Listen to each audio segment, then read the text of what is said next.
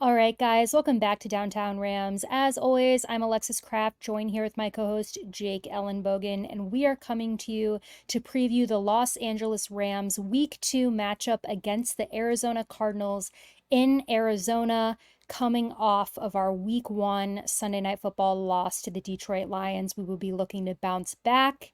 Jake, going into this game, it's Week 2, but stakes are a bit high already because it is a division rival of ours in the Arizona Cardinals, who are also in the NFC West.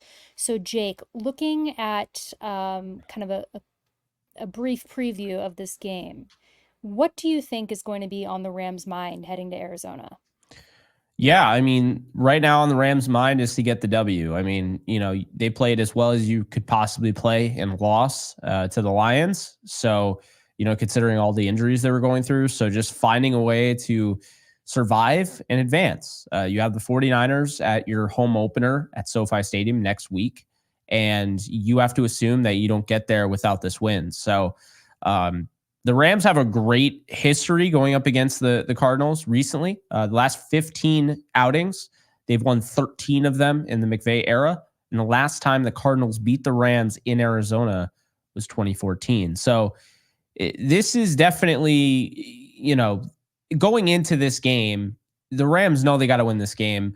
They got some good news, though. And we're going to get into it, obviously, with the injury report and everything. But they got some good news. Guys that need to play are going to play, and we'll dive more into it. Yeah, so let's do that. Let me bring up the injury report right now for the Rams. And this came out today, a couple hours ago. So we're recording this on Friday, September 13th, Friday the 13th. And so I will go ahead and read this here quickly. Let's start with some good news, Jake. Players that were on the injury report that will be playing for the Rams on Sunday are Christian Roseboom, our linebacker, and Rob Havenstein. He will be playing. So that is very good news because I know a lot of Rams fans were nervous about that. He missed week 1 and we could have really used him, that veteran presence at right tackle. And getting him back is going to be a huge help for this Rams offensive line, which unfortunately is suffering from injuries and really gave, the Rams kind of a nightmare on Sunday. So that's good news there. So that's who's playing. So now to get to the, maybe worrisome news. So here's who's listed as questionable for Sunday. Quentin Lake, Kevin Dotson, and Kobe Durant. They're all listed as questionable. Davis Allen is doubtful with a back injury.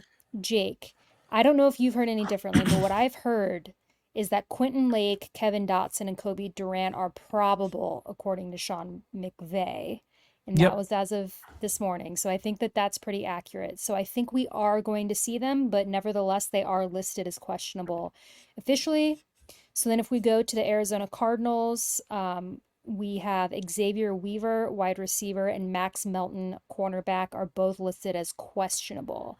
And that's the entirety of their injury report. So The big one I is get, Jonah Williams is out. He's on IR. So they're starting. yeah, I always forget this guy's name. He played for the Steelers for a Beecham. while. Beecham, yes. They're starting Kelvin Beecham, who, let's be honest here, had a horrible go at it last week. Greg Mm-hmm. Russo had 3 sacks. I didn't know this until I looked at fantasy football in our league, the IDP, and I was like, why does Greg Russo have 40 points? What happened? Yeah, he just Yeah. ate.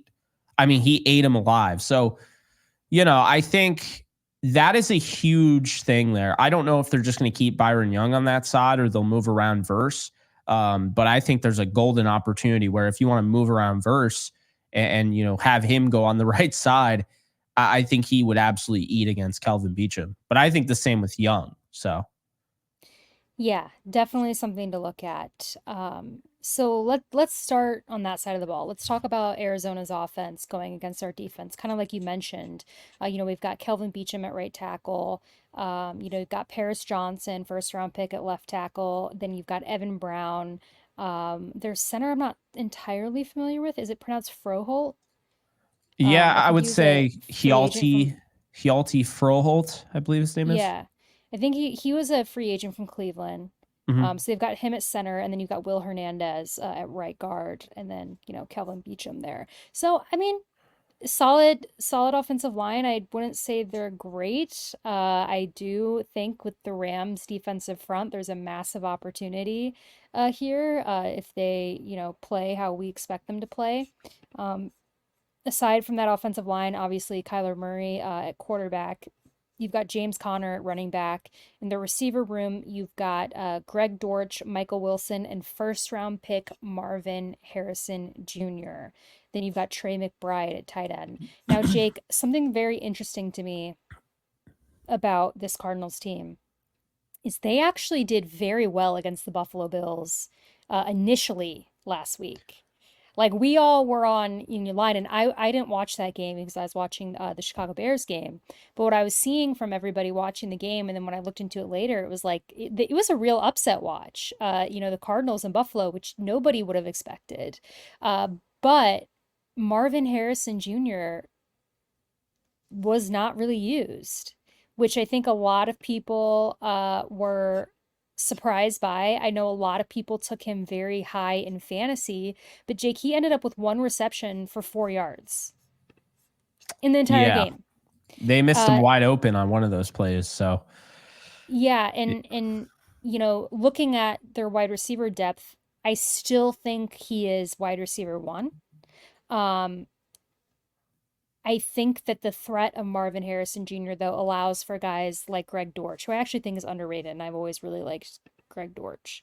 And then Michael Wilson, who I also really liked, and I think you liked him out of Stanford too. So, of course, the Cardinals had to go and grab him, per usual. But I think that they actually have a pretty nice receiver room. I am curious, Jake, if you have any thoughts on their game plan, though, for Marvin Harrison going against this Rams defense. Maybe they see an opportunity with these Rams corners and, to try and get him involved because from what it seems like, they just kind of ignored him against Buffalo and they did not target him. So what say you?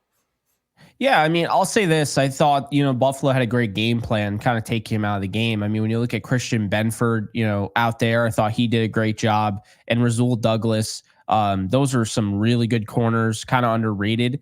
And, I thought it was weird because Arizona lost 34-28 in a game that they should have won. But at the same time, I don't know why they should have won. I went back and I watched that game and I came away thinking it was the first half Arizona dominated, and the second half was all Bills. But you look at the statistical output, and it's like Kyler Murray, despite 16 carries by James Conner, he only got 50 yards against that defense. He scored a touchdown, which, by the way, 3.1 yards per carry and a touchdown. That's pretty much what he does. That's what he averages a game against the Rams. So I thought that was kind of funny. But be that as it may, Kyler threw the ball 31 times. He completed 21 for 162 yards and a touchdown. I didn't think he was bad, but I saw a Kyler Murray I hadn't seen in a while in the first half. And in the second half, he just kind of quieted down, whereas Josh Allen really rose to the occasion and you started to see, you're like, okay, they're a problem. So I'll be honest with you. I'm looking at this game and thinking right now, the Cardinals are going to have to get things going with James Conner and Kyler Murray. They're going to have to try and get that run game going. If they can get that run game going and they can have any sort of success like David Montgomery and Jahmyr Gibbs had, then they might be able to set up a play action attack based on that, get Dortch isolated on a linebacker, get Marvin Harrison Jr. out there, get him on a double move. Maybe he can fool Tre'Davious White or whoever's covering him. But, I think the reality here is that the Cardinals don't have many ways to attack this Rams defense. They really don't. The biggest one that I have not mentioned, and I saved the best for last, quite literally, Trey McBride is their number one receiver, in my opinion. Okay. So I understand that sounds kind of funny. And he did literally nothing. Like he had 5 catches for 30 yards. But I believe Trey McBride can be a top 5 tight end in this league. And I saw the way the Rams neutralized Sam Laporta. They did a great job on defending Sam Laporta. They held Amon-Ra St. Brown to 13 yards on 3 catches. I think they're capable of shutting down McBride, but it starts with him. And I think then you get into Michael Wilson, who's probably, in my opinion, he's probably the more consistent receiver, I would say, probably the guy that I would trust. I know he only had 1 catch for 5 yards, but I would also look at the targets last week. And when you look at the targets last week, Trey McBride led with 9 targets. You know who was second? Greg Dortch. He had 8. So I think really their game plan will be to try to run the football and get that slot passing game going with Greg Dortch. That's how I see them trying to attack the Rams. I don't know if it's going to work out. I honestly have no idea if it will, but that's how I see them trying to attack the Rams, if I'm being honest. I do as well. I think that they're really going to come out and test that run game early with James Conner. And, something to keep an eye on as well. Trey Benson is their rookie backup running back who, they didn't use him a ton against the Bills. So this is just me, making an assumption because he had like 3 carries against the Bills. But because I think they're going to try and utilize this run game against the Rams defense. This could be Trey Benson's like coming out party. Hopefully not a successful one, right? But I would Yeah. not be surprised if the Cardinals really just pound the run game with James Conner and Trey Benson, get him involved, coming out there, see what they can accomplish, on the ground, try to get the Rams defense tired. Um, and we'll see there. But I also I'm just genuinely curious as a football fan what their plan is for Marvin Harrison Jr. as well. I don't know if this is going to be the game that they try to start to really get him heavily involved, but he's a big name and a big player. And it will be interesting if Arizona decides against the Rams to try and give him some more targets and open up that passing game a little more. I just don't know that they will if they start having at least mild success on the ground. They're definitely going to try. I mean, they're definitely Yeah, going to try well, to get to Harrison. I just don't know if it's going to happen. I just think that, he's already, coming into the league. I mean, the Rams will have a plan for him. They are going to, I think, tightly, guard him and try to lock him up. I will say, I'm in total agreement with you about Trey McBride. I think this unfortunately could be a big game for Trey McBride if the Cardinals use him the right way. I am starting him in my dynasty league. Yeah, I don't really have a choice because I'm down. I'm down, but I do have him in my dynasty league, and I do think that he might have a successful game. And you and I have always liked Trey McBride. I think he's very underrated. I think that yeah, he like you said, he has the potential talent wise to be top 5 tight end in the league. But I do think that he could be very involved this game. I like the Rams defense odds, Jake. I like the Rams defensive odds because I don't know that this Cardinals offense is really fully meshed, and put together yet.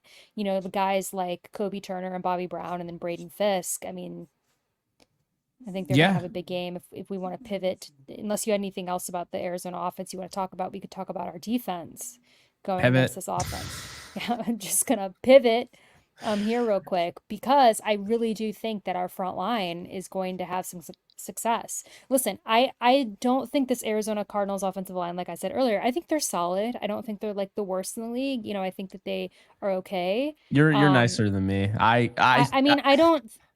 Fisk, I'm Kobe being. Turner, they should eat. They should I absolutely do. eat. Well, that's where I was going. Is I think that our defensive front, if they play to the best of their ability, can have a big game. And I think Mm. Jared Verse again. I think he's going to be even better than he was in the first game, and he's pretty good. And I know people think that I'm just high on Jared Verse, and I am, but I genuinely, looking at the statistics, looking at how he played first game, I think he's going to have a big game. Especially like you said, I think that their weak point on this offensive line could be Beachum at right tackle. I think Oh, it that, is for sure. we'll see if they. Like you said, it'll be interesting to see if the Rams rotate Young and Verse, who they have over there. Michael Hoyt. I mean, if I'm the Rams, I'm just creating chaos like I did last week. I mean, they only did it once really, but you saw that stunt that they did with Young, that created so much chaos. Zeitler had a communication issue with Ragnow, and so he gets right through, free runner to Jared Goff. Kobe Turner meets him at the quarterback for the sack, and that's how it's done. And I just think when you're talking about Froholt and Hernandez and Brown, this interior, I mean, they're not the worst, but they're not anywhere near the best. And so I feel like when you have Turner, Fisk, and you got the rotation, you have Bobby Brown, you have all those guys, I feel really good about the matchups that you're going to get there. And then really, I think the big matchup, Alexis, is going to be between whoever's on Harrison Jr., the corner. And I mean, that might be Durant. That might be White. We'll see. If it's any indication like last week, Harrison Jr. is on the right side of the field. So if he's going to stick on the right side of the field, well, Durant was on that side of the field. So it would probably be Durant, who, by the way, was listed as the 5th best corner according to PFF. So that is interesting. But the real biggest matchup could ultimately decide this game is going to be Jared Verse and Paris Johnson Jr. And the reason I say that is Paris Johnson Jr. played really well last week in Buffalo.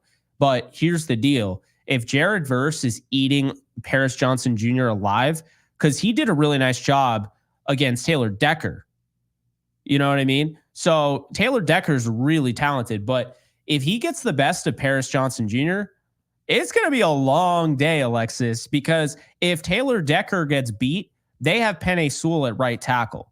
They have Kevin Zeitler at right guard. They have Graham Glasgow at left guard, and then they have the best center in the league, in Frank Ragnow. But if Johnson gets beat, well, now the floodgates are going to open because there's nobody on this line that's anywhere near as good as Paris Johnson. And I think I look at that as like that's a huge opportunity for Verse to get in there. And that's how I feel. I mean, I think that's the matchup I'm looking at. Quentin Lake versus Dortch is interesting there, but it's definitely Verse versus Paris Johnson for me. Well, let's talk about our offense now and the Cardinals' defense, Jake. I think obviously big story with our offense is this offensive line. I mean, like we talked about when we did our recap episode of the Lions game, I mean, just within the first half of the first game of the season, our offensive line looked a lot different, and it does still. So we'll talk about that. So like I mentioned earlier, Rob Havenstein back playing right tackle. Great news. Veteran presence over there.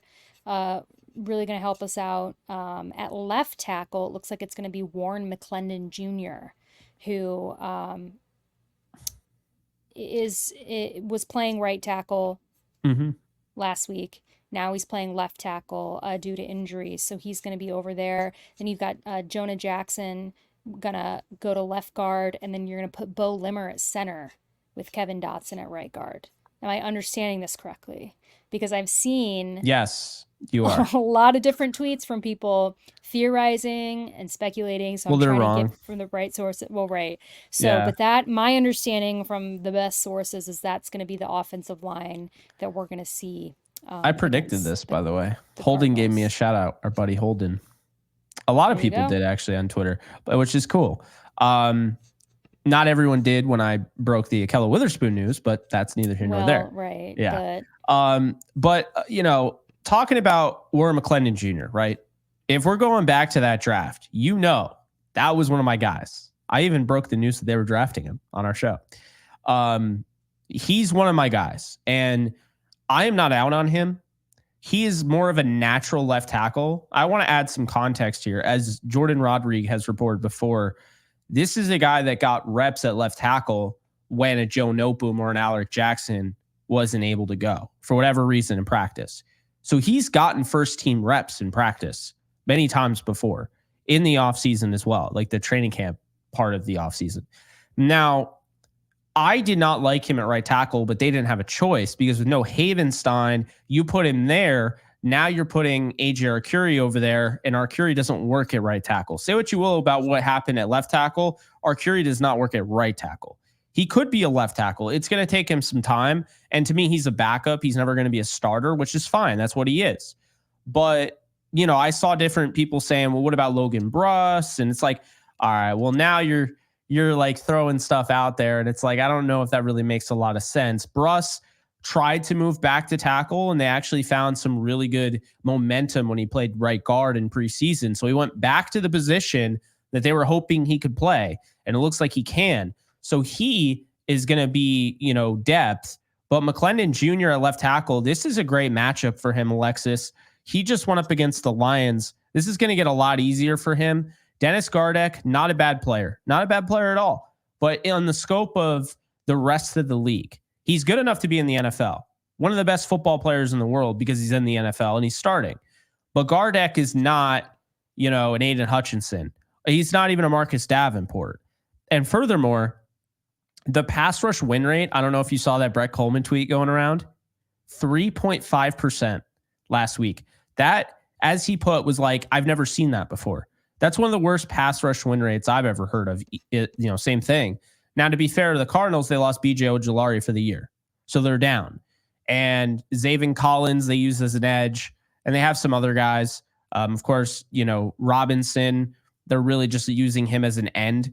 But I got to be honest with you, Alexis. I think this pass rush is just not going to be able to do much at all in this game. Because worst comes to worst, if they show anything that they can take on McClendon and have success, they're going to go over and put a tight end on him. Hunter Long will be over there since Davis Allen will be out. So Hunter Long will go over there and chip, I just think having Havenstein there, it was just invaluable. I mean, now you have him and Dotson at right tackle and right guard. Well, guess where Kyron Williams had most of his runs against the Cardinals last year? To the right side. So I think he's going to eat in this game, if I'm being honest with you. When I saw Havenstein, I went and just was like, oh, yeah. Like any sort of doubt just completely left my mind. And I had very, very minimal doubt. Like just that doubt that you have, like, oh, any given Sunday. There is nothing on paper, on tape, that would lead you to believe that the Cardinals have any chance of beating the Rams. Nothing. Well, I agree. And to wrap up talking about this side of the ball, like with the Rams offense, I feel really good. I mean, I know we talked about, the offensive line and how that's going to look a little bit different Yeah. going into this game. But I feel really good, about guys like Kyron Williams, and Cooper Kupp, and Tyler Johnson, and even Colby Parkinson going out there against this defense. I just don't see anybody who I see as like an X factor for the Cardinals. I mean, obviously Buda Baker, you got to give him respect. Some other guys like you mentioned earlier, Zaven Collins. You got Mac Wilson Sr. Justin Jones is on the Cardinals, and I don't know. I don't see anything on paper at least, and from what we've seen, that leads me to believe that this offense, if we're playing how I expect the Rams to typically play, will have a hard time against Arizona. I do think Kyron Williams is going to have a big game. I I do think that too. he does very well against the Cardinals historically. I know he hasn't had a very long career, but this always seems to pretty much be a big game for him. And like you mentioned earlier, there's a couple of factors that I think are just going to accelerate that. And then Cooper Kupp, obviously against NFC West division rivals, have to always assume that he's going to do well. So do you want to get into Yeah, our before we get into that, I do want to point out because we haven't recorded since Puka Nakua is on IR, so Oh, he's on yes. Yeah, IR. yeah. So is No Boom. So Hmm. is Avila. Avila, we got word that he'll be back in November. Sean said today. Alec Jackson will Yep. be back next week, or at least he is.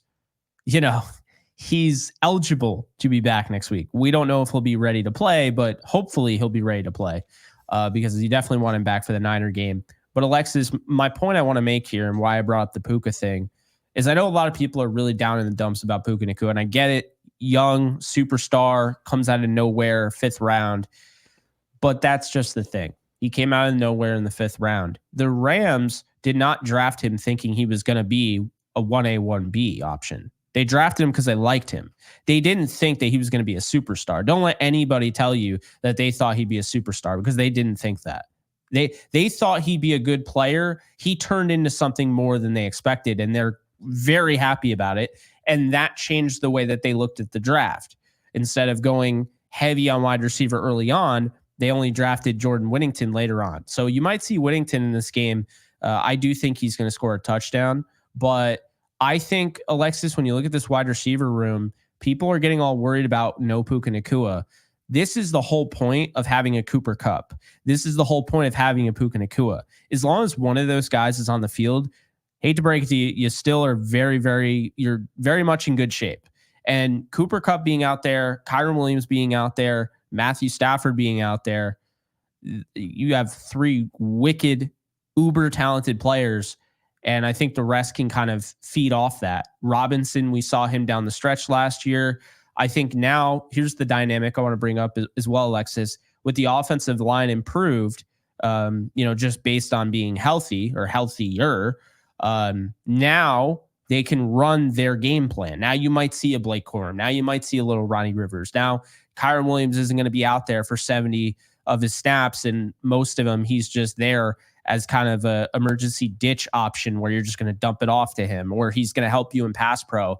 They might be now you should be able to run your offense. And so what that leads me to believe is that Tutu Atwell is in play here, because now the deep passing attack, I think, is going to come alive.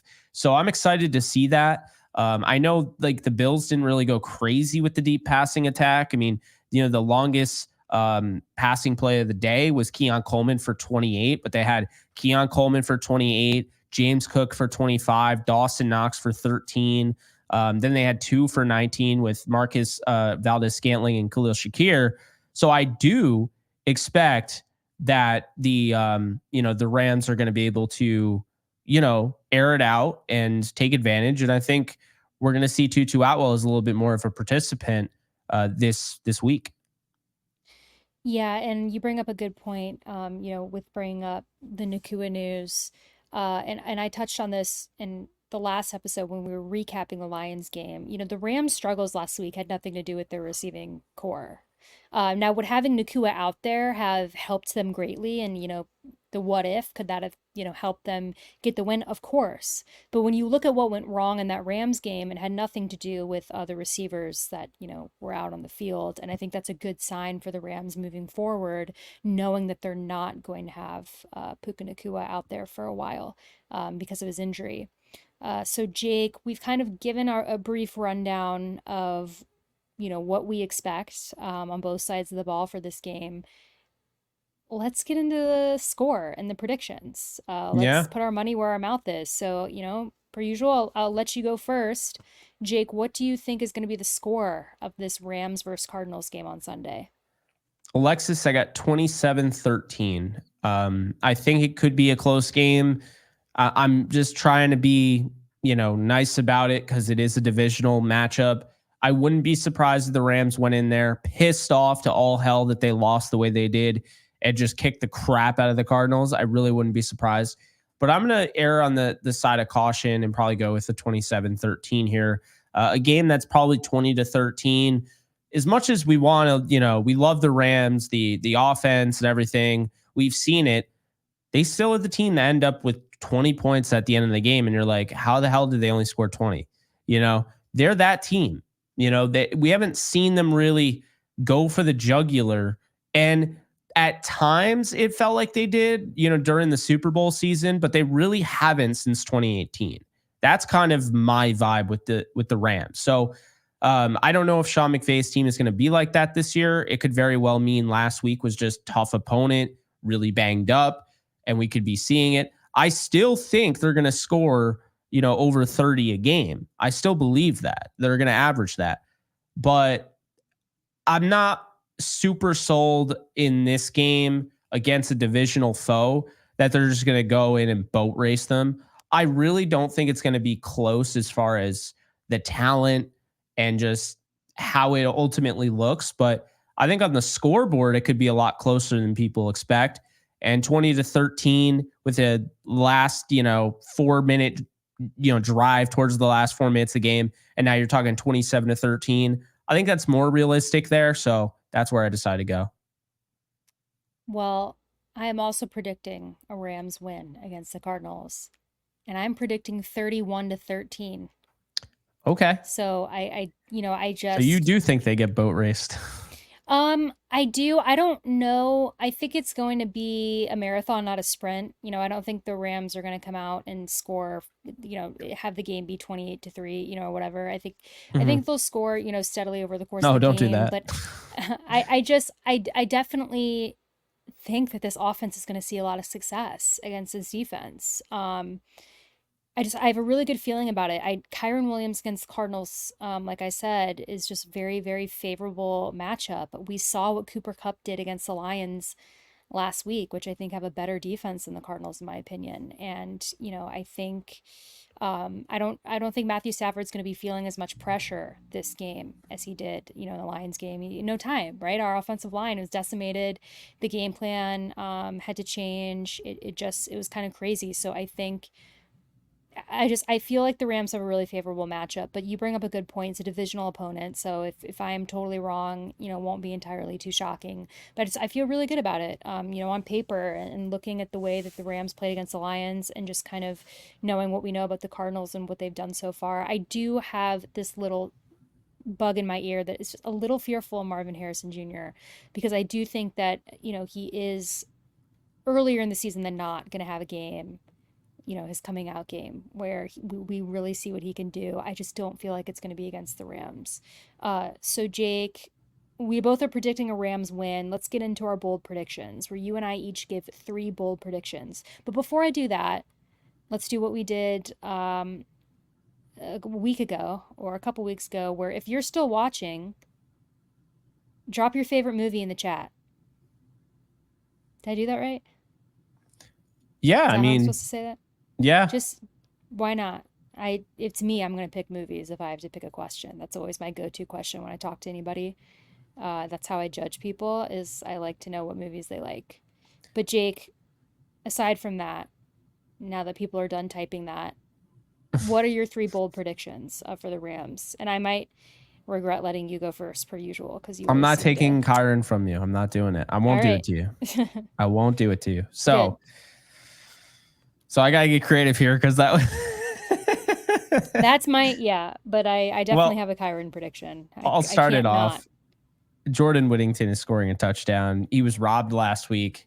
And I understand the letter of the law. I get it. It is absolutely a penalty. Egregious as hell. Should not have happened.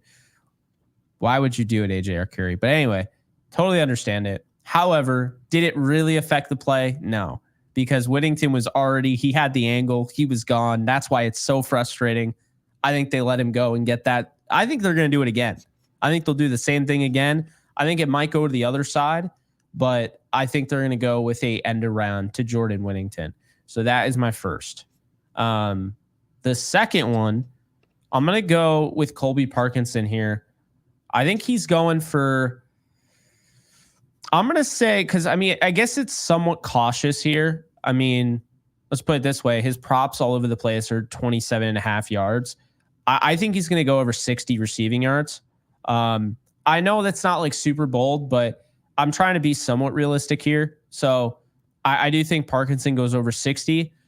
And I think that we see a huge game out of Jared Verse. I'm going to say he goes for 2 sacks. Of course, you had to do it on the last one. God Oh, damn it, I Jake. can switch it. Let me No, no, switch no, it. keep it. No, No, I'm going to all switch right. it. So, okay. So no Jared Verse. I'm going to say that all the hate that Troy Reeder got last week, despite the fact he played a really good game, really good. I watched it on all 22. I can tell you he played a good game. He's going to get a pick in this game. He's going to get a rare interception. And I don't know how it's going to happen, but he's just going to find a way. And then I will be gloating about it. And I will be bringing up all 22 throughout the whole week when, once again, Troy Reeder plays another quality game of football. Love it. Love all the predictions. Yeah, I did have Jared Verse 2 sacks as one So, of yeah, mine, but that's now yours. I don't want to. Well, I don't want to use it now Well, because I you gave it can use away. it. Well, we'll see. So theoretically, that's my first one, but I did have that written down as one of my predictions. I just think he's She going has to a have a favorable matchup. conditional. She has a Conditional. We'll conditional see if I one. think of anything cooler along the way. Oh my But speaking of god. 2+, I have Kyron Williams 2+ touchdowns. I think it's going to be a big day for him against Arizona. So, that's factored into my 31-13 score prediction. Two of those touchdowns that the Rams are going to get are going to come from Kyron Williams. He plays Um, Madden, by the way, which I don't know why he would, but they lowered his overall, so he knows that. He has to know that. he, How about logging yeah. into the game and being like, "Wow, that's what they think of me"? It's just funny that you would watch the Lions game and like think less of Kyron Williams, like when him and Cooper Kupp were literally the lifeblood of that offense. Like, Can I say what was something Madden that? doing? Well, okay. I mean, you already know where Whatever I'm going Jake with is this. about to say is not affiliated with me. All right, go. Yeah. So, I mean, we're never getting a Madden sponsorship, which is totally fine. I don't like the game anyway. I don't think they watch Rams football. I don't. I've said that multiple times. If going into the season you have Kyron Williams at 84th, 84 grade, then you didn't watch last year.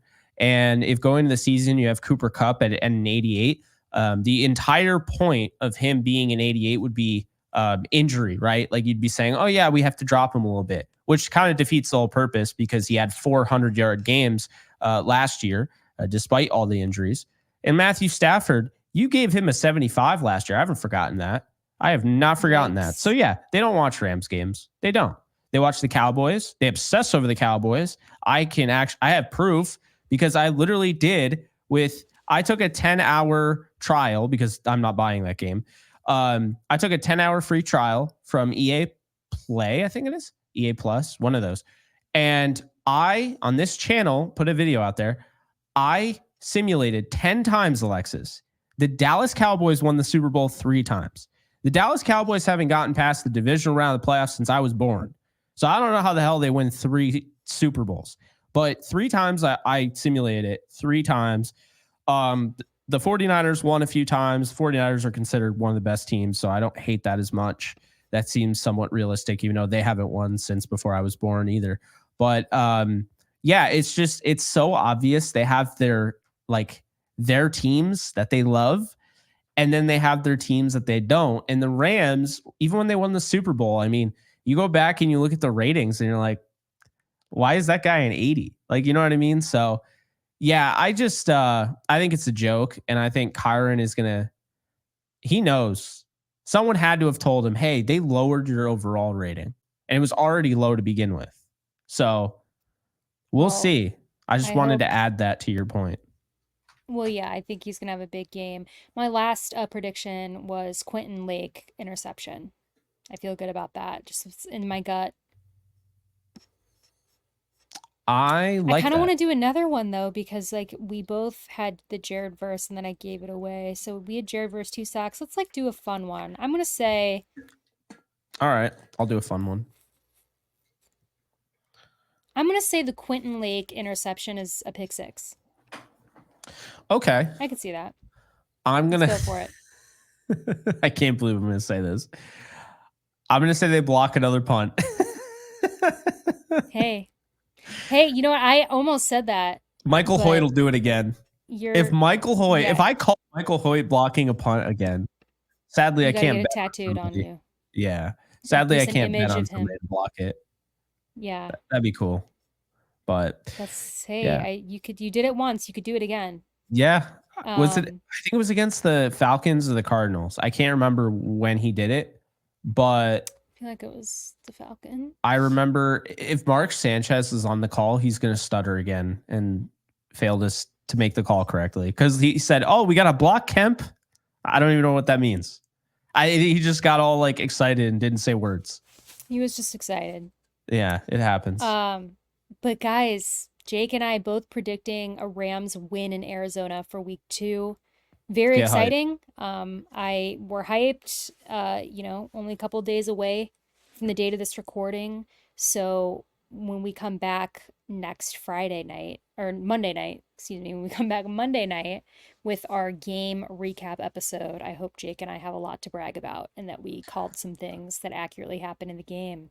But until then, that's going to do it for us, guys. As always, you can follow us on social media at Downtown Rams. You can follow Jake and I on Twitter/X. You can follow Jake at JKBogan. You can follow me at the Alexis Craft with a K. And like I said earlier, we will be back Monday night. But until then, as always, stay safe, take care, and go Rams.